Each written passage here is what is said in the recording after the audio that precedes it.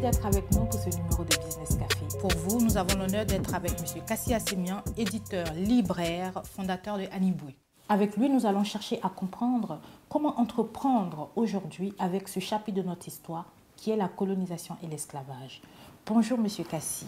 Bonjour. Dites-moi, comment dans votre brillant parcours vous avez réussi à gérer notre histoire qui dans l'inconscient des uns et des autres se raconte à partir de ces mots? Tout entrepreneur en France peut bien vous dire, ça n'a pas été facile.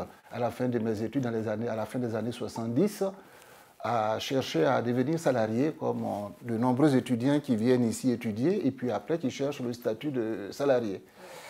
Et là, je me confronte à des propositions qui ne sont pas toutes satisfaisantes. Alors là, ça réactive en moi l'idée de dire, et si je créais moi-même mon entreprise, tout en sachant que, comme je vous disais, ce n'est pas facile parce que l'environnement était dans les années 70, ce n'est pas comme aujourd'hui où il y a eu une plus grande démocratisation. Et donc j'ai essayé de mettre sur pied quelque chose qui ne demande pas trop de moyens financiers. Et c'est comme ça que vous créez Interface. C'est comme ça que je crée Interface. Vous venez de parler d'un environnement. Comment est-ce que vous décrivez cet environnement à votre époque, quand vous étiez encore très très jeune, et aujourd'hui? Oui, l'environnement, il n'a pas beaucoup changé malheureusement.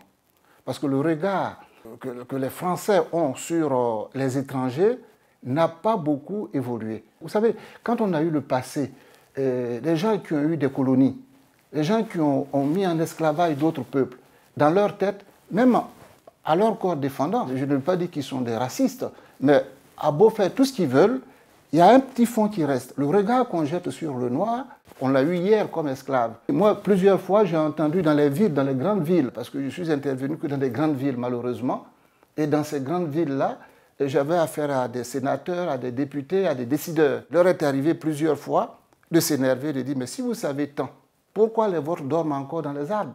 Quand un de lui a un rendez-vous avec un cabinet d'expertise et qu'il arrive dans sa salle d'attente et qu'il voit que l'expert en question, c'est un noir, M. Jean-Marc Ayrault, qui est aujourd'hui président de la Fondation pour l'esclavage à Nantes. J'ai réalisé les études de faisabilité du tram ou du métro de Nantes à plusieurs fois, alors qu'il me connaissait.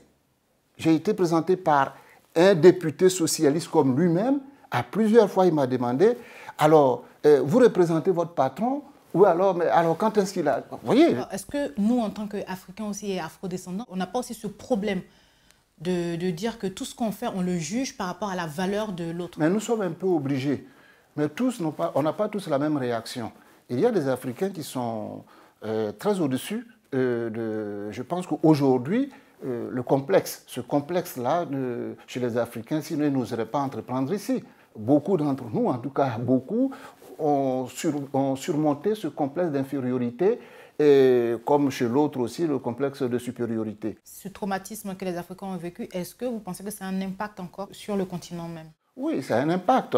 Ça a un impact, comme je vous dis, les Africains se sont aguerris de tout ça. Oui. Mais malgré tout, il y a un impact. Parce que si vous voulez, notre capacité à intervenir dans le domaine de l'entreprise, c'est une culture. Oui. Quand on va en Afrique, s'il n'avait pas cet esprit-là, il ne survivrait pas. Parce que la situation catastrophique de nos pays, si nos frères et sœurs n'étaient pas ingénieux, ils ne pourraient pas survivre comme ils survivent aujourd'hui. Nos leaders politiques ont voulu l'indépendance. Mais au fait, quand vous analysez 60 ans après, ils ont voulu la place du blanc. Ils se voulaient dans les bureaux où le blanc était, dans les postes de pouvoir où le blanc était, mais ils n'ont pas compris que pour pouvoir dominer, pour pouvoir être comme ça, il faut développer autre chose. Concrètement, qu'est-ce qu'il faut que les Africains fassent pour sortir de... Vous prenez l'Afrique, nous sommes vraiment un territoire vaste, nous produisons tout, nous avons tout. Il suffit simplement de réfléchir et de dire qu'on va s'organiser autrement. Par exemple, combien d'Africains consomment le cacao? Moi, je suis ivoirien, mais je vous assure que le cacao, c'est la plus grande servitude en Côte d'Ivoire. Le cacao et le café. Mais arrêtons de cultiver ce truc-là. Les gens sont sur le marché pour acheter des trucs de l'igname, des trucs comme ça. On s'est mis dans une servitude volontaire. Nous croyons que ces produits d'exportation dont nous ne fixons pas les prix nous-mêmes. Le prix du café et du cacao, c'est fixé à Londres. Mais ça fait 60 ans. Ils n'ont pas le fusil sur la tempe pour nous dire que ne faites pas ça. Donc nous sommes à même aujourd'hui, 60 ans après, de réfléchir et de voir ce qui est bien pour nous. C'est pour ça que je vous dis que les conséquences de la traite et de la colonisation, ça continue. Parce que vous avez un personnel intellectuel qui a été formé en Occident, ou même sur place, dans les canons de l'Occident, et qui sont encore au service. Donc il y a tout un modèle sociétal à refaire. Il y a un modèle sociétal à refaire. Il faut repenser. Nous avons la capacité. On a des ingénieurs, on a des chefs d'entreprise. On peut nous-mêmes trouver un modèle de développement. Je reviens toujours à la Côte d'Ivoire. Oui, parce que c'est ce pays que je connais le mieux. Oui. Un pays comme la Côte d'Ivoire, il n'y a aucune université scientifique en Côte d'Ivoire. Pour vous, c'est aussi une question d'éducation. C'est une question d'éducation. Parce que pour se développer, si vous n'avez pas des gens qualifiés dans le domaine, vous ne ferez rien. Quand vous voyez les jeunes qui veulent tous venir ici, c'est parce que chez eux, ils n'ont pas le cadre qui leur permette de dire que nous, en nous investissant dans tel domaine, nous pouvons nous développer ici. Parce que chez nous, ils n'ont pas la possibilité, ils n'ont pas de modèle. Le modèle doit venir de qui? Qui doit créer ce modèle? Mais ça doit venir non seulement de l'école, de la formation, mais aussi de nos dirigeants. Il faut interroger notre passé. Il y a quelqu'un qui l'a évoqué ici tout à l'heure. Il faut interroger notre passé. Il faut un ministère de plan qui étudie la réalité du terrain par rapport à la population et qui essaie d'adapter la formation. Mais on ne peut pas continuer comme ça. Alors, moi, je pense qu'un peuple qui a souffert de plus de 6 siècles d'esclavage, s'il s'est libéré, il doit réfléchir et ne pas se mettre encore une nouvelle chaîne à son cou. Malheureusement, ce n'est pas le cas. Dites-moi, aujourd'hui, pour l'homme africain, est-ce que vous pensez que la connaissance de soi et donc la rencontre de son histoire vraie peut-elle avoir un impact sur la façon de se positionner dans l'environnement économique mondial et même aussi sur le continent? Oui, parce que la connaissance de soi, moi je pense qu'il ne faut pas se leurrer. On n'a pas enseigné notre vraie histoire en Afrique. Donc, notre connaissance de soi est partielle. Je vous renvoie à une référence très intéressante qui s'appelle Black Athena. L'histoire de l'homme noir ne commence pas avec l'esclavage, oui. Mais c'est ce qu'on nous a fait avaler. Oui. Parce que quand le colon a écrit notre histoire, il a écrit comme ça l'arrangeait. Donc aujourd'hui, il faut remettre les choses sur pied.